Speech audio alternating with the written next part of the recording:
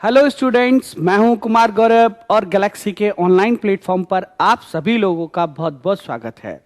जैसा कि हम लोग ज्योग्राफी डिस्कस कर रहे हैं और आज ज्योग्राफी में हम लोग वाटर रिसोर्सेज यानी जल संसाधन, वाटर रिसोर्सेज इन इंडिया, जल संसाधन को पढ़ने जा रहे हैं। जैसा कि आप जानते हैं, जल ही जीवन है, जल बहुत ही आवश्यक तत्व है, इसके बिना जीवन संभव नहीं है। और आप ये भी जानते हैं कि हमारी पृथ्वी के 71% पार्ट पर जल है तथा 29% पार्ट पर स्थल है। आप ये भी जानते हैं कि जो 71% पार्ट पर जल है उसमें से केवल 2% वाटर ड्रिंकिंग वाटर यानी पीने योग्य यानी फ्रेश वाटर यानी ताजा पानी है। तो आइए आज हम लोग अपने mineral resources in India water resources in India यानी भारत में जलीय संसाधनों को पढ़ते हैं। जलीय संसाधन में मिनरल रिसोर्सेज वाटर रिसोर्सेज में सबसे पहले India trial the world in the water ability यानी भारत में जल की उपलब्धता।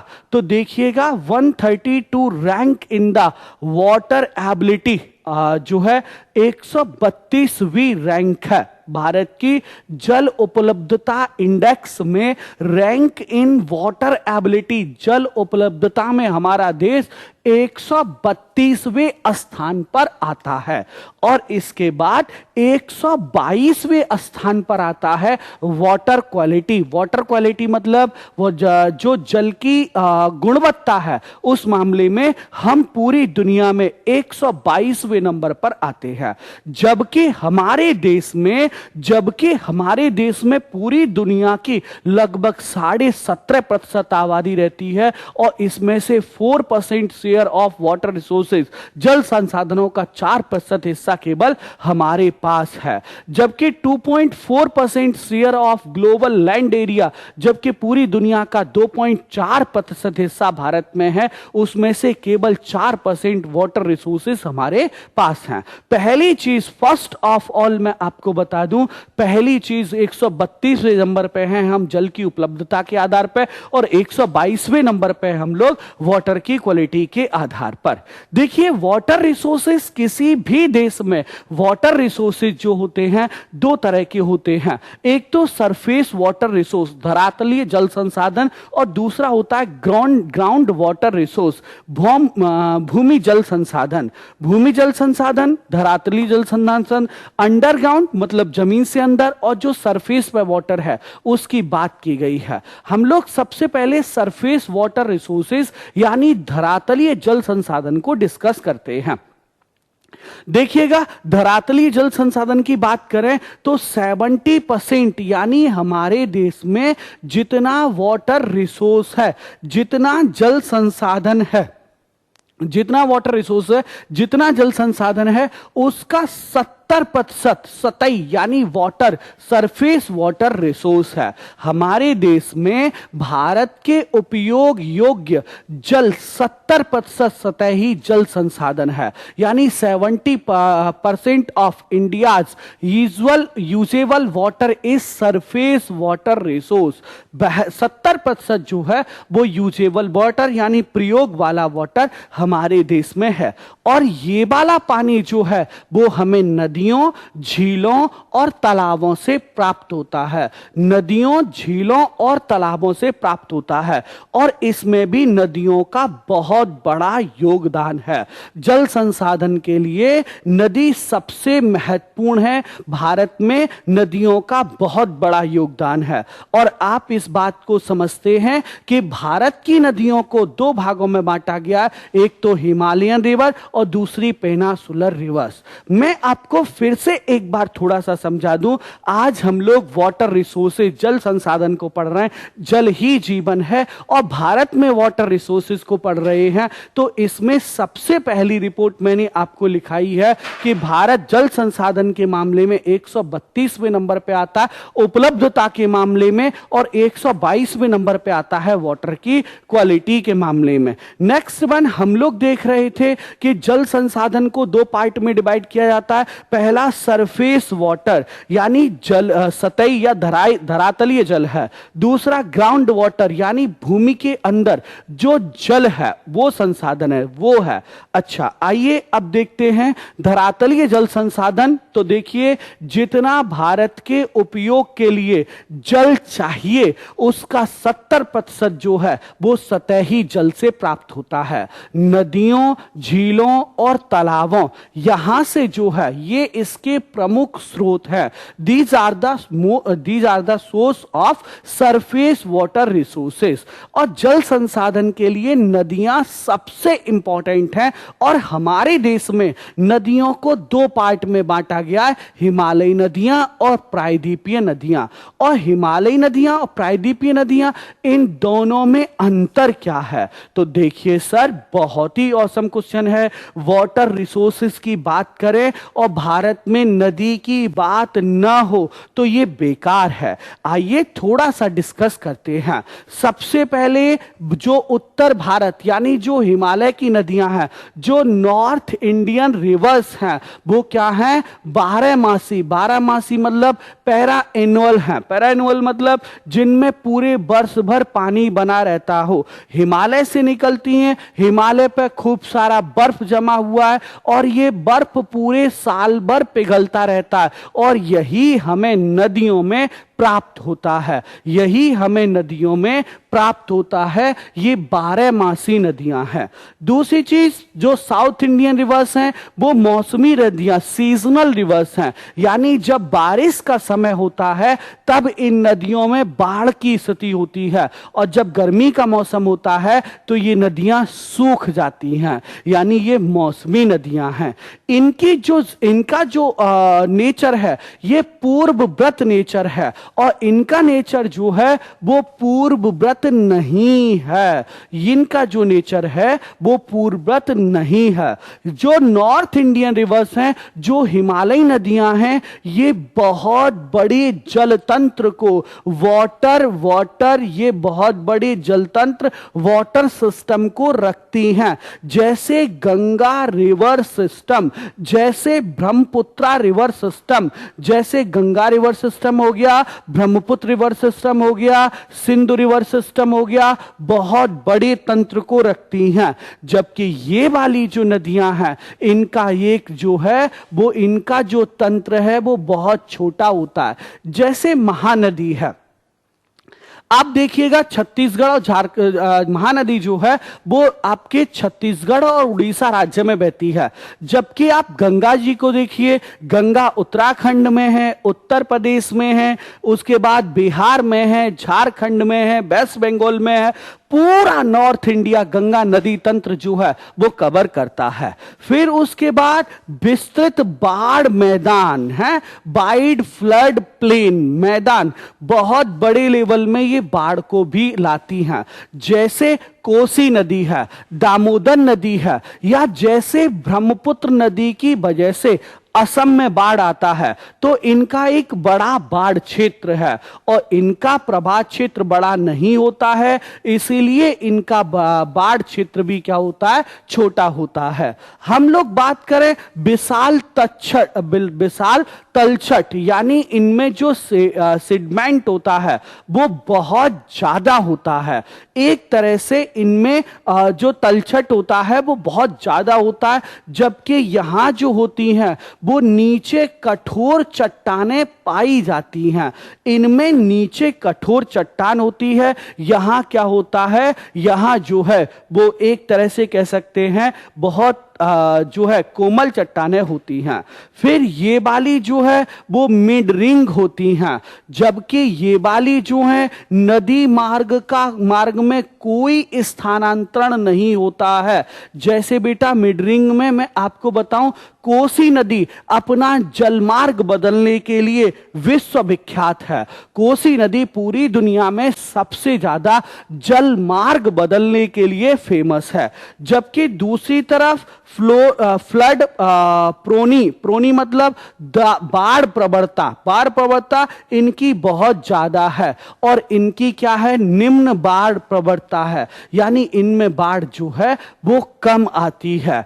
ओवरऑल इन दोनों में अंतर एक और है। ये जो नदियां हैं नॉर्थ इंडियन रिवर्स यानी जो हिमालयी नदियां हैं, ये मैं आपको बता दूं इनका ये जो है अभी यंग रिवर यानी ये अभी युवा अवस्था में हैं, जबकि ये क्या हैं, ओल्ड यानी बुजुर्ग नदियां हैं। ये ओल्ड रिवर हैं, इन्हें वृद्ध नदियां भी कहा जाता है। जो साउथ इंडियन रिवर हैं इन्हें वृद्ध नदियां भी कहा जाता है, वृद्ध ओल्ड रिवर भी कहा जाता है।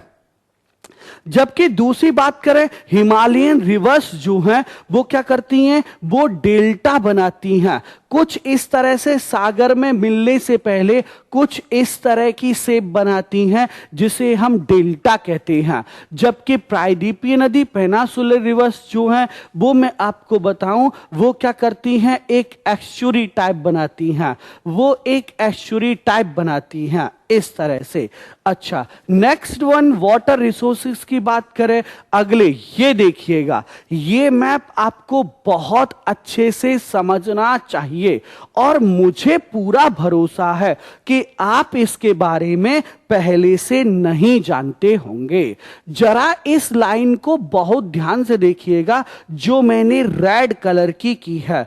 जरा इस लाइन को आप बहुत ध्यान से देखिएगा जिसको मैंने रेड कलर किया हुआ है।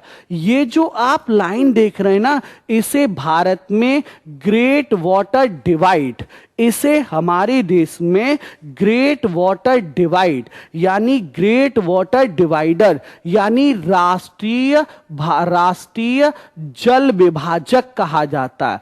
ग्रेट वाटर डिवाइडर के नाम से इसे जो है वो जाना जाता है। ये भारत का जो रेड कलर वाली लाइन देख रहे हैं ये भारत का ग्रेट वाटर डिवाइडर है। और इसमें मैं एक कलर और लेना चाहूंगा, जैसे ये वाइट कलर मैंने लिया है, ये वाला आप जितना वाटर देख रहे हैं इस एरिया का पूरा वाटर जो है वो कहां जाता है, एरेबियन सी में यानी अरब सागर में जाता है। जो ये ब्लैक वाला देख रहा है वही मुझे पूरा भरोसा है कि आप इसमें ना रियल ब्लू कलर यानी नीला कलर भी देख रहे होंगे। ये पूरा पानी जो है वो कहां जाता है, तो बे ऑफ बंगाल में यानी बंगाल की खाड़ी में। ये जो रेड कलर वाला है ये भारत का great water divider. Great water divider का मतलब ये भारत का महान जल विभाजक है जो कि भारत में जल प्रवाह को दो भागों में बांटता है, एक तो पूर्वी प्रवाह और एक पश्चिमी प्रवाह। तो पश्चिमी जैसे कि आप देख रहे होंगे वेस्टर्न फ्लो वाली नदियां जो हैं, जैसे आपको कच्छ में दिख रही होंगी, सौराष्ट्र में दिख रही होंगी ये वाली नदियां, और पश्चिमी प्रवाह वाली नदियों में यहां भी आपको ताप्ती दिख सकती है और नर्मदा दिख सकती है। जबकि पूर्वी प्रवाह वाली नदियों की हम लोग बात करें, पूर्वी प्रवाह वाली नदियों की हम लोग बात करें तो एक सेकंड रुकिएगा, हम लोग पूर्वी प्रवाह वाली नदियों की भी बात करेंगे। और ईस्टर्न फ्लो रिवर्स में कौन किस किस को रखा जाता है, तो सुनिएगा, ईस्टर्न फ्लो रिवर्स यानी पूर्वी प्रवाह वाली नदियों की हम लोग बात करते हैं।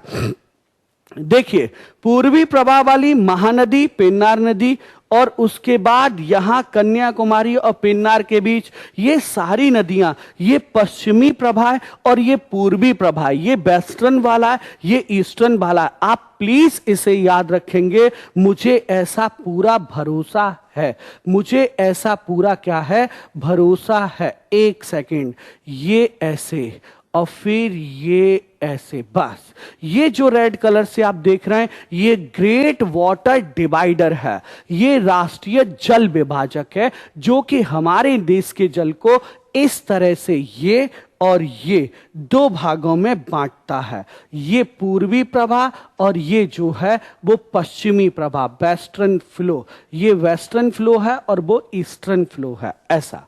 चलिए आइए अगला देखते हैं, नेक्स्ट वन आगे बढ़ते हैं।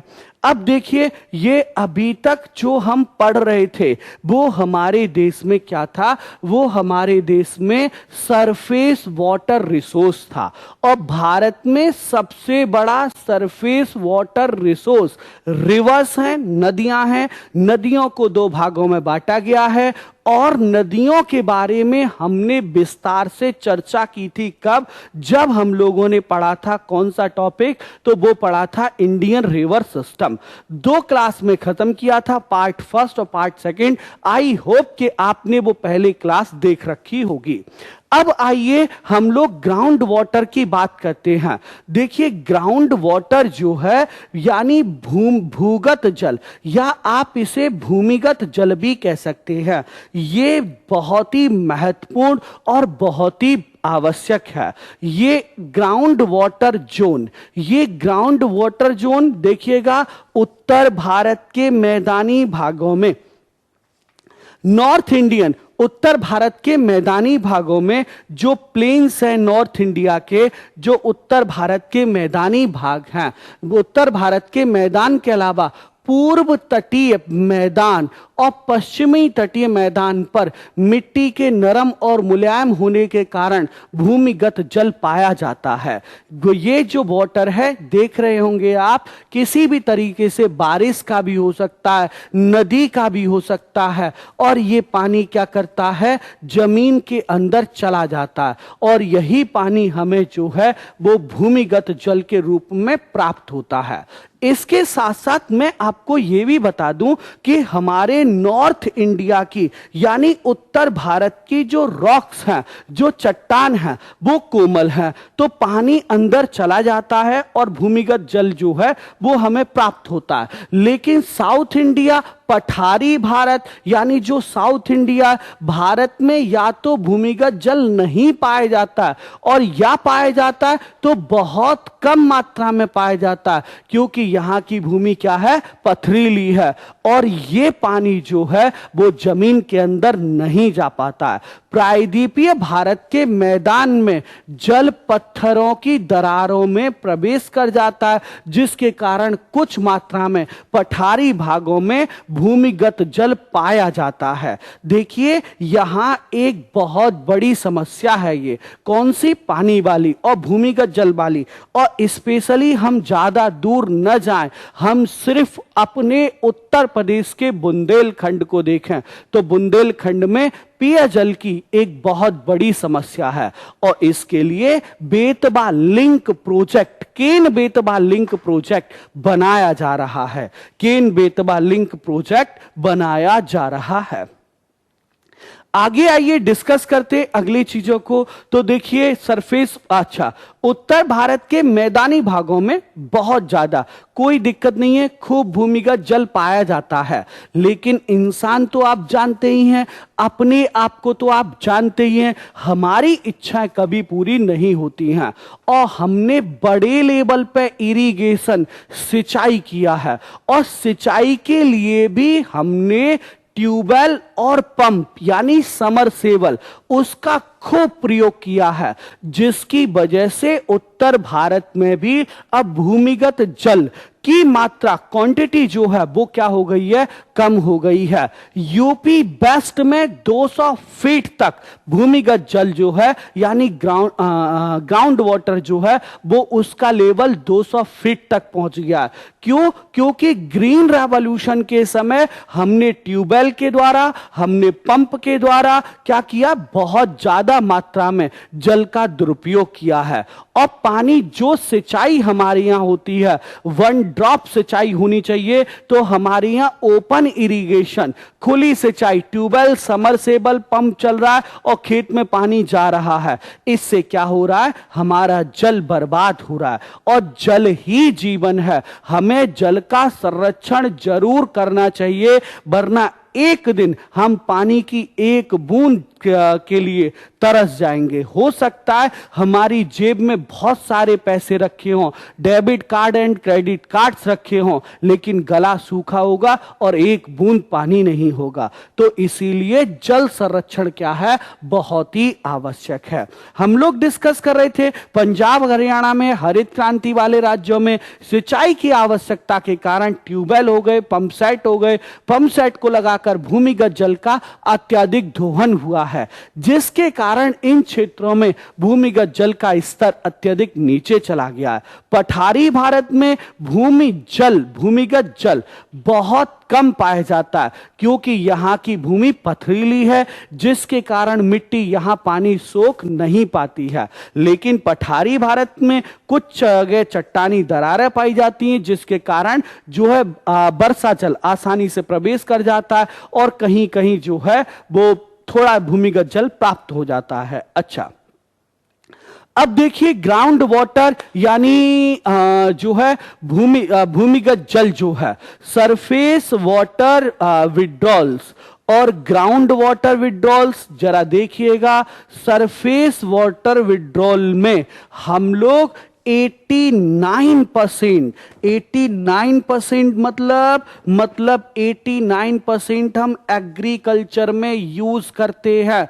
भूमि से निकालने के बाद 80% पानी हम कृषि में यूज कर लेते हैं, 9% पानी हम घरेलू कार्य में यूज करते हैं और 2% पानी हम लोग इंडस्ट्री या उद्योग में प्रयोग करते हैं। यह सरफेस वाटर का डाटा है।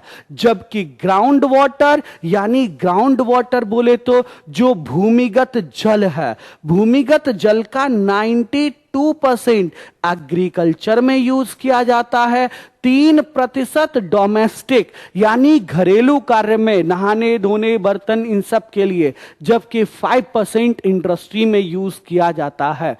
हमें हमारे देश में अगर आपसे कोई पूछता या मुझसे पूछे कि भारत में जल संरक्षण का सबसे शानदार और सबसे अच्छा उपाय इमीडिएट बताइए, तो इरिगेशन रिफॉर्म, सिंचाई सुधार और इतनी तेजी से लगते हुए पंप सेट, ये वाकई जल के बर्बादी का एक बहुत बड़ा कारण है। नेक्स्ट वन आगे देखते, आगे बढ़ते और अगला टॉपिक अगला क्या है देखिएगा, जो ग्राउंड वाटर है उसके उपयोग। तो ग्राउंड वाटर के उपयोग सबसे पहले आप ये समझिएगा, जो हमारा पानी है, ग्राउंड वाटर है, वो एक तो पानी का सस्ता स्रोत है। अपने घर में आप हैंडपंप लगवा लीजिए, समरसेबल लगवा लीजिए, ट्यूबवेल लगवा लीजिए, 20 से 25 हजार में आपका काम हो जाता है और सस्ता स्रोत है तो खूब पानी का मिस यूज होता है। अगर यही थोड़ा कॉस्टली होता तो लोग शायद इसको जो है वो नहीं करते। दूसरा सेकंड वन हम लोग बात करें, दूसरी चीज हम लोग देखें, 50% ये पानी पहले ही इस्तेमाल हो चुका है, 50% अभी हमारे पास बचा हुआ है। रूरल हाउस होल्ड जो हैं वो 90% से ज्यादा इसी पर निर्भर हैं, जबकि शहरी हाउस होल्ड जो हैं वो 60% से ज्यादा इसी पर निर्भर हैं। और इसकी बर्बादी का कारण एक और मैं आपको बताऊं, वो है अनियोजित शहरी विस्तार।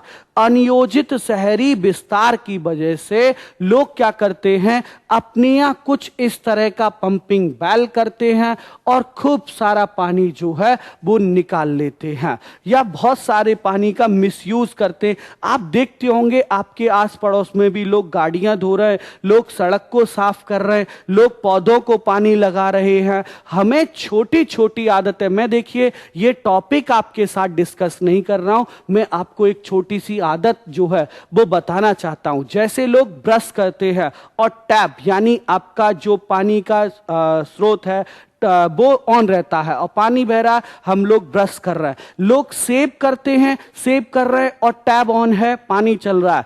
पानी बहुत इंपॉर्टेंट है, पानी जीवन ही है, जल ही जीवन है, हमें समझना चाहिए। अब भारत की 60% सिंचाई कुएं और सिंचाई 60% इरिगेशन कुआं और नलकूपों से होती है, ट्यूबवेल से होती है, और इनमें पंजाब और हरियाणा टॉप पोजीशन पर आते हैं। राजस्थान, उत्तर प्रदेश, गुजरात और तमिलनाडु भी प्रमुख हैं, और जिसके कारण जल स्तर यानी वाटर लेवल जो है वो दिन पर दिन क्या होता जा रहा है, कम होता जा रहा है। वाटर लेवल जो है वो दिन पर दिन क्या होता जा रहा है, कम होता जा रहा है। हम लोग डिस्कस कर रहे थे वाटर लेवल क्या होता जा रहा है, कम होता जा रहा है। अच्छा, rate of usage, rate of replacement, ये देखिएगा उपयोग की दर और पुनः पूर्ति दर, इन दोनों के बीच में एक बहुत बड़ा डिफरेंस क्रिएट हो गया है, जो कि बहुत ज्यादा एक कष्टकारी चीज है। उपयोग की दर क्या है, बहुत ज्यादा है, और पुनः पूर्ति की दर क्या है, कम है। ये एक रॉन्ग मैसेज है, ये एक गलत संदेश है, जो कि हमें दिखा रहा है कि पानी की शॉर्टेज आके जाकर होनी है। इसके साथ साथ मैं आपको बताऊं, ग्राउंड वाटर तालिका में गिरावट खतरनाक दर, ये भी क्या है, बहुत जो है तेजी से ग्राउंड वाटर तालिका में जो गिरावट है वो खतरनाक स्तर पर है, और इसके साथ साथ ग्राउंड वाटर पर अधिक निर्भर और लवणता में वृद्धि। जैसे जैसे मैं आपको बताऊं, हम ग्राउंड वाटर को मैक्सिमम हाईली यूज कर रहे हैं और हाईली से बर्बाद कर रहे हैं। पानी ग्राउंड वाटर में क्या हो रहा है, सॉल्टिनिटी यानी जो लवणता है वो बढ़ती जा रही है, टेस्ट में जो खारापन है वो क्या होता जा रहा है, बढ़ता जा रहा है। इसके मिसयूज की वजह से, या कह सकते इसके हाई यूज की वजह से। नेक्स्ट वन आगे डिस्कस करते हैं, भूजल प्रदूषण। देखिए, भूजल प्रदूषण, आज जो मैं आपको बताऊं, भूजल प्रदूषण एक बहुत बड़ी समस्या बनती जा रही है। देखिएगा क्यों बनती जा रही है, ये वाला जो मैप है ये आपको सारी चीजें समझा देगा। सबसे पहले एयर पॉल्यूशन। एयर पॉल्यूशन क्या है सर, आप समझते ही हैं, वायु प्रदूषण। और वायु प्रदूषण की वजह से स्मॉग है, फॉग है, इसकी वजह से एसिडिक रेन होता है। और एसिडिक रेन आप समझ लीजिए किसी भी परिस्थिति में किसी भी जीवधारी के लिए बिल्कुल अच्छा नहीं है। एसिडिक रेन, पहली चीज तो ये ऐसा वाला। दूसरी चीज सुनिए, खूब सारे मिनरल्स को इस तरह छोड़ दिया जाता है, केमिकल्स को नीचे दबाया जाता है इंडस्ट्री से निकलने वाला। इसके साथ साथ इनके टॉक्सिक वेस्टेज जो होती है गाड़ियों की, और गैस लीक कर जाती है कई बार। इसके साथ साथ मानव गतिविधियां होती हैं जिसकी वजह से ग्राउंड वाटर क्या होता है, पॉपुलेटेड यानी प्रदूषित होता है। ये सारे कारण हैं जिनकी वजह से ग्राउंड वाटर क्या होता है, पॉल्यूटेड होता है, यानी जो है वो प्रदूषित होता है। और इसमें फ्लोराइड जो मिलता है वो उत्तर भारत के मैदान और तेलंगाना में खूब ज्यादा फ्लोराइड मिला हुआ पानी जो है वो ग्राउंड वाटर से आता है। इसके साथ साथ जैसे आर्सेनिक मिला, आर्सेनिक चमड़े उद्योग में प्रयोग होता है। और उत्तर प्रदेश हो गया, बिहार हो गया, आपका पश्चिम बंगाल में मालदा, मुर्शिदाबाद, बर्दावन, आसनसोल, ये सब। और इसके साथ साथ नाइट्रेट उर्वरक देश भर में यूज होते हैं, जिसकी वजह से ग्राउंड वाटर पोल्यूशन जो है वो बढ़ता है।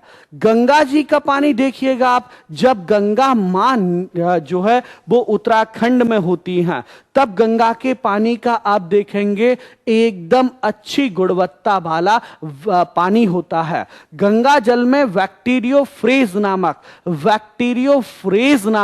बैक्टीरिया पाया जाता है, जिसकी वजह से गंगा का जल जो है वो कभी खराब नहीं होता है। लेकिन जैसे जैसे गंगा भारत के मैदानी भागों में प्रवेश करती हैं और मैदानी भागों से प्रवेश करके यहां पहुंचती हैं, गंगा का पानी निम्न गुणवत्ता यानी लो क्वालिटी वाला वाटर होता है, निम्न गुणवत्ता वाला पानी होता है। वाराणसी हो गई, अन्य शहर हो गए, ये सब ऐसे शहर हैं जहां पानी की क्वालिटी बहुत खराब है। और मैं आपको बता दूं, गंगा सबसे ज्यादा प्रदूषित गंगा जो है सबसे ज्यादा प्रदूषित जो है वो उत्तर प्रदेश के कानपुर शहर में है। हमें अपनी नदियों का भी संरक्षण करना होगा, नदियों को भी साफ सुथरा करना होगा। इसके साथ साथ CPCB central pollution control board, CPCB जो है एक संवैधानिक संगठन है या कह सकते हैं वैधानिक संगठन है, जिसका गठन जल प्रदूषण की रोकथाम और नियंत्रण अधिनियम 1974 के द्वारा सितंबर 1974 में किया गया।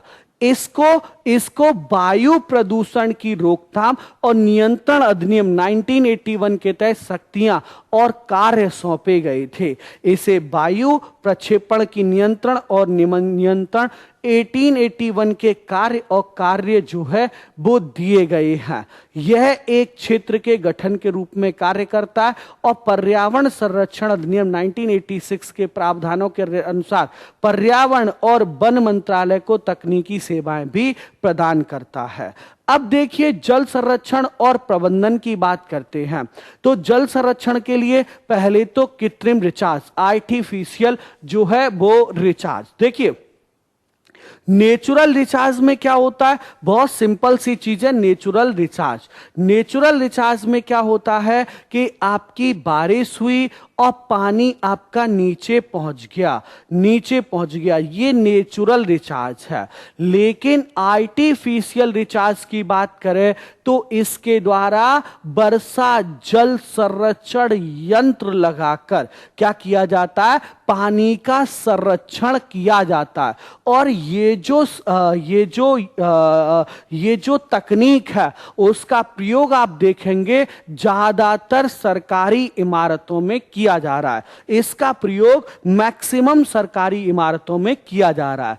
जबकि दूसरी तरफ वर्षा जल का संचयन और पुनर्भरण यानी rain water harvesting and recharge, ये भी एक तरीका है जिसे आप यहां देख रहे होंगे। एक घर की छत पर रेन वाटर खूब सारा भरा हुआ है, एक पाइप के माध्यम से यहां इसे स्टोर किया जाता है और यहां से फिर इसे जो है वो अंडरग्राउंड किया जाता है। इससे भी आप क्या कर सकते हैं, इससे भी आप रिचार्ज जो है हैंड पंप के थ्रू जो है वो वर्षा जल का सही प्रयोग कर सकते हैं। और इन तरीकों से हम क्या कर सकते हैं, हम जो है जल का संरक्षण कर सकते हैं और जल का प्रबंधन, वाटर कंजर्वेशन एंड मैनेजमेंट कर सकते हैं। ये आज का अपना टॉपिक था। आई होप कि आपको वाटर रिसोर्स और वाटर मैनेजमेंट समझ में आया होगा। इसके साथ ही मैं सेशन यही समाप्त करता हूं और मिलते हैं नेक्स्ट क्लास में। Thank you so much.